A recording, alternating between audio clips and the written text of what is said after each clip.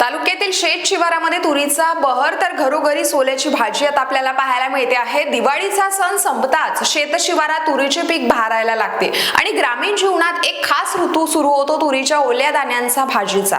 तुरीच्या झाडावर उमललेला पिवळा धम्म फुलोर पाहताच ग्रामीण भागासह शहरातील खवय्यांच्या तोंडाला पाणी सुटतं आणि या दिवसामध्ये तुरीच्या ओल्या दाण्यांची, शेंगांची आणि फुलांची चवदार भाजी म्हणजे जणू घराघरातील खास मेजवानी ठरत असते। ग्रामीण भागात तुरीच्या ओल्या दाण्यांच्या भाजीला सोल्याची भाजी असंही म्हटलं जातं।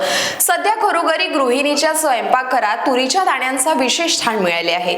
फुलांची भाजी, शेंगांची उसळ, वाफाळलेली शेंगांची भाजी किंवा उकळलेल्या शेंगा, तुरीपासून तयार होणाऱ्या विविध पदार्थांनी थंडीच्या दिवसात जिभेचे चोचले पुरवले जात आहेत। त्यामुळे सध्या ग्रामीण भागात सोल्याच्या भाजीचीच धूम आपल्याला पाहायला मिळते आहे। तुरीच्या शेंगा केवळ चवीसाठीच नव्हे तर पौष्टिकतेसाठीही अत्यंत महत्त्वाच्या मानल्या जातात आणि भारतीय स्वयंपाकात परंपरेने वापरल्या जाणाऱ्या तुरीच्या शेंगांमध्ये भरपूर पोषण मूल्य असल्याने त्या शरीराला उष्णता, ऊर्जा आणि शक्ती देतात।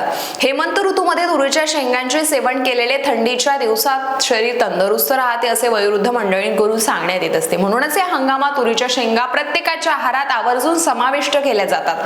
सध्या बाजारपेठेत हंगामी ताजा भाजीपाला दाखल होत असून त्यात वाल, पोपट राजमा, चौधारी वाल, वाटाणा यासह तुरीच्या शेंगांची मोठ्या प्रमाणात भर पडलेली आहे।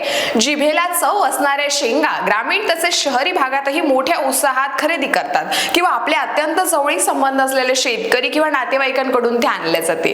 पूर्वी दळणवळणाच्या साधने मर्यादित नसल्याने ग्रामीण भागात भाजीपाल्याचे प्रमाण कमी असे आणि त्या काळात शेत शिवारात पिकणाऱ्या शेंगांच्या दाण्यांची भाजी हा एक उत्तम पर्याय ठरला आणि ही परंपरा आजही खेड्यापाड्यात अजून कायमही आहे आणि पाहायला सुद्धा मिळते आहे।